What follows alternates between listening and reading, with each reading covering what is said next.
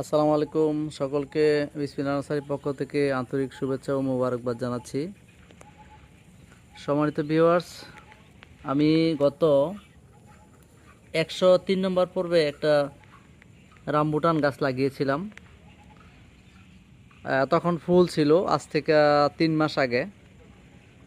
তো আপনারা দেখতে পাচ্ছেন এই যে গাছের গোড়া, এই গাছটা মূলত বাড়ির আঙ্গিনায় লাগানো হয়েছে।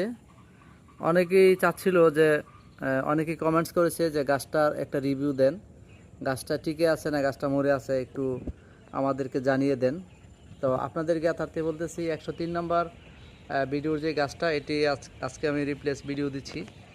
এই যে দেখেন, তখন আপনার ফুল ছিল, এখন আপনার ফুল থেকে ফলের আকৃতি ধারণ করছে।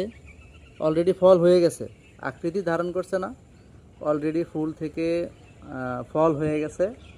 আর 1 থেকে 1.5 মাস পরে আমরা এই ফলগুলো হারভেস্ট করতে পারবো।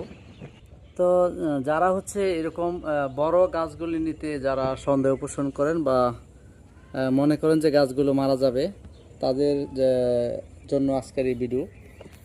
তো আপনারা নিঃসন্দেহে বড় গাছ নিয়ে লাগাতে পারেন, ফল সহ গাছ অথবা ফল ছাড়া এরকম বড় গাছ, যে গাছগুলো আপনার আগামী বছর ফল আসবে এরকম গাছ নিয়ে লাগাতে পারেন। সবাই ভালো থাকবেন, সুস্থ থাকবেন, আল্লাহ হাফিজ।